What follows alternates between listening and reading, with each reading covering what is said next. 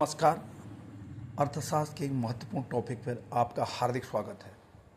एक प्रश्न आता है, किसी वस्तु की मांग को निर्धारित करने वाले तत्व या कारक कौन कौन से हैं, वर्णन कीजिए। तो इस पर स्टूडेंट बहुत बार सही उत्तर नहीं दे पाते हैं।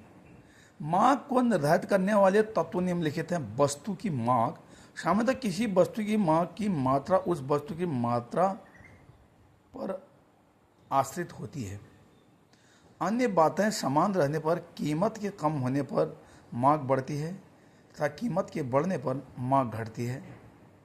संबंधित वस्तुओं की कीमतें, संबंधित वस्तुओं के अंतर्गत दो प्रकार की वस्तुएं होती हैं, पूरक वस्तु तथा स्थानापन्न वस्तुएं। उनकी कीमतों पर भी वो भी क्या करता है, मांग को प्रभावित करते हैं। नंबर 3, बैंकिंग व्यवस्था एवं सरकारी नीति। वस्तुओं की कीमतों पर बैंकिंग सुविधाओं का प्रत्यक्ष प्रभाव पड़ता है। यदि देश में बैंकिंग सुविधाएं अच्छी हैं तथा सरल व कम ब्याज पर ऋण उपलब्ध देते हैं तो वस्तुओं की मांग अधिक होती है। इसके विपरीत वस्तु की मांग कम होती है।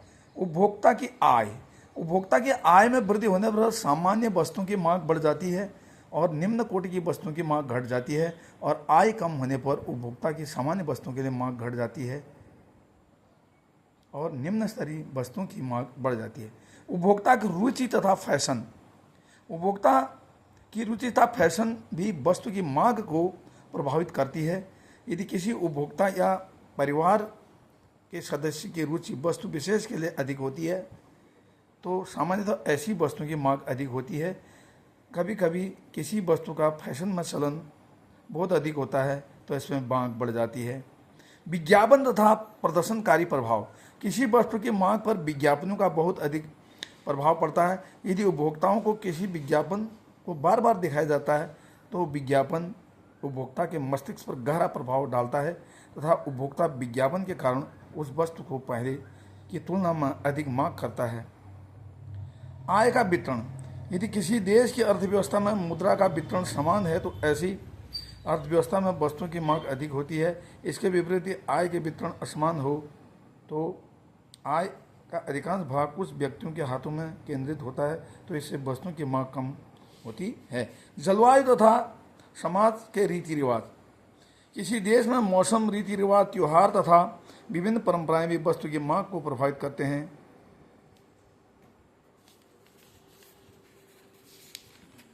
तो इस प्रकार से किसी वस्तु की मांग को प्रभावित करने वाले तत्व का मतलब है या तो मांग अधिक बढ़ जाना या मांग कम हो जाना।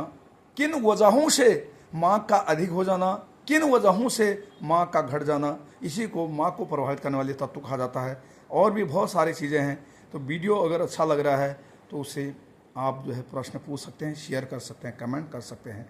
धन्यवाद। अगर आपके उपयोग में आ सकते हैं, आपका उपयोग में ये वीडियो आ रहा है, आपके लिए अच्छा है तो एक लाइक तो बनता है। बहुत बहुत धन्यवाद।